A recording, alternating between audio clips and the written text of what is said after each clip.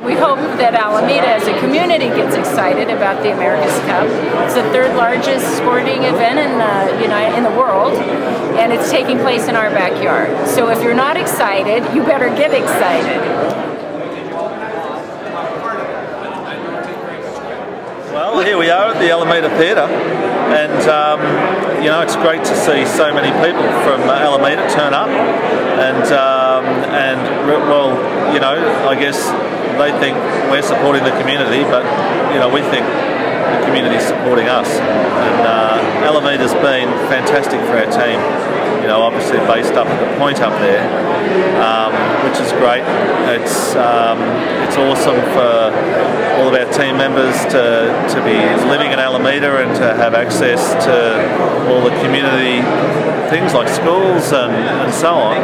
I work for the team as a coach, and one of my jobs is to ensure that all the experts we have, be it aerodynamicists or hydrodynamicists or sail designers or guys that are a lot smarter than I am, that the message from them gets through to the sailors, and at the end of the day the sailors are the ones that have to execute.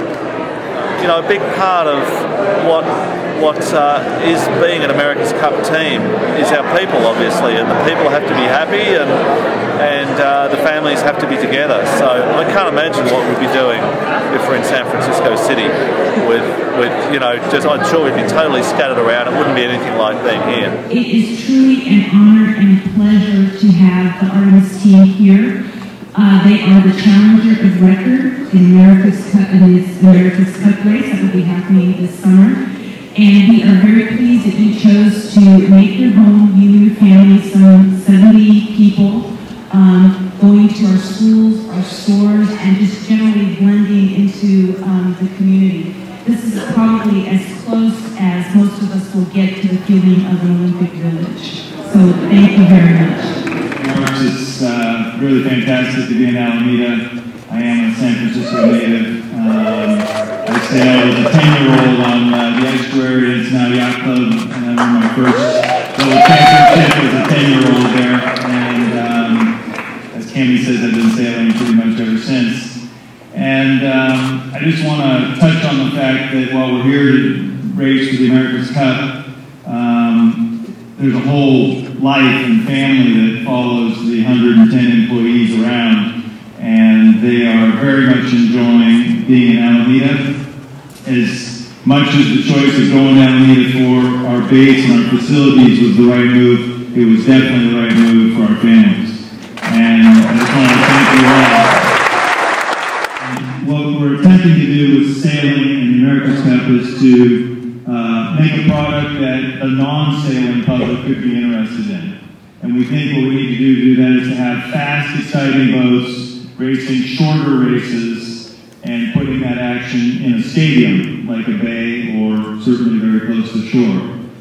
This is in our beautiful Alameda Lagoon, Seaplane Lagoon, down right home. But the thing about this picture is you see the size difference between the boats we've been racing. If you saw the races last summer in San Francisco, that's the small boat on the right is an AC-45, and the AC-72 is the boats we'll race this summer. And the wing height on the 72 is 130 feet high.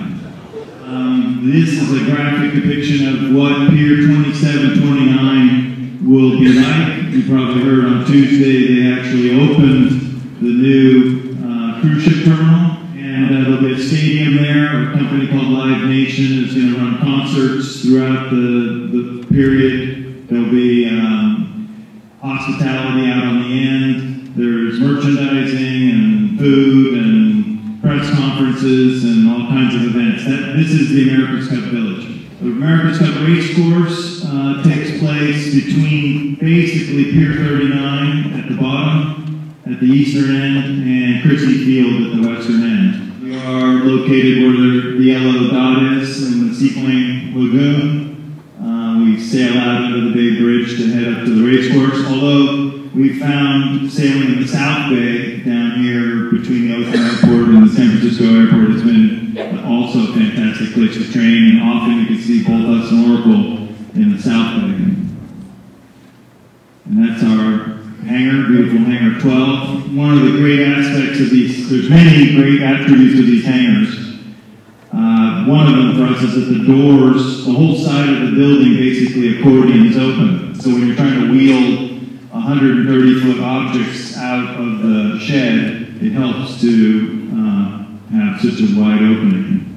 The floor is dead level because it was used to work on aircraft, and having a level floor is important when you're building things so that you can, measure off of a known height. This is what it looked like before we moved into it. And this is a picture more recently. It's gotten real full. In fact, this big white boat is now out in front of our base. If you go there, you'll see it. We don't have room for it anymore. And this is a team picture on the day we christened our boat here, and I think it was in November. And you can see the facilities we've made down there in the seaplane base in the dock, and our boats are there, and our big crane just lives down there. And some of the family members. Which a person who has little or no knowledge of sailing would be looking for in the America's Cup. Yeah, that's a good one.